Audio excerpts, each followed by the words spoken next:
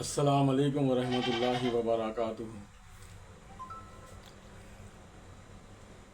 اولیاء اللہ کے اقوال زرعی اگر دیکھیں گے، اولیاء اللہ کے جو ولی ہوتے ہیں ان کی کتابیں اگر پڑھیں گے نا تو معلوم ہوگا کہ اولیاء اللہ کی صفات کیسے تھے ان کی۔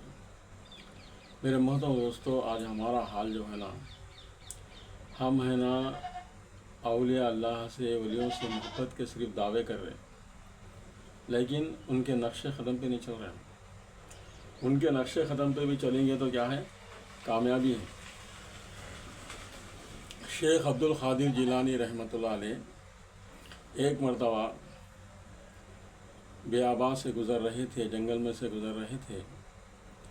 دھوپ، شدت کی دھوپ تھی، دھوپ زیادہ تھی، تو آپ ہے نا سفر کر رہے تھے تو ایک بادل کا سایہ ان کے سر پر آ گیا۔ بادل کا سایہ ان کے سر پر آیا اور نماز کا وقت ہو رہا تھا۔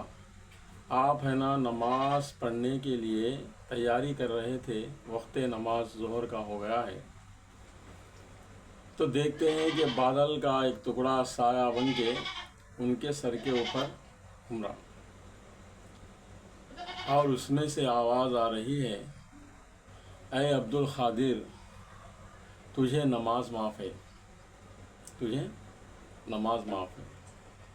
آپ علم والے تھے، اللہ کے ولی تھے۔ لوگ کہتے ہیں کہ اللہ کے ولی تھے، لیکن آپ خطوب اور ابدالوں میں سے تھے، خطوب تھے آپ، ابدالوں میں سے تھے آپ۔ تو سمجھ گئے کہ یہ شیطان کی آواز ہے۔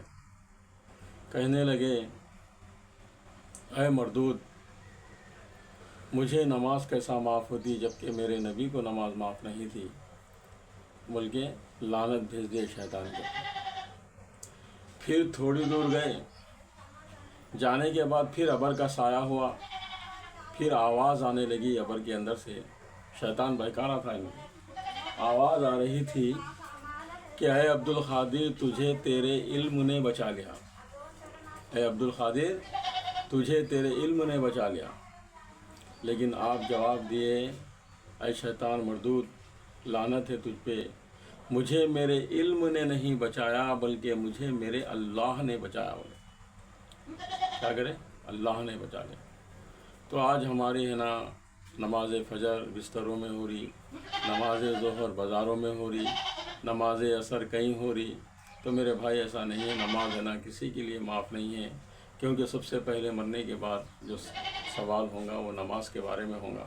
اللہ تبارک تعالیٰ ہم سب کو ہے نا 5 وقتہ نمازیں پڑھنے کی توفیق نصیب فرمائے۔ السلام علیکم ورحمۃ اللہ وبرکاتہ۔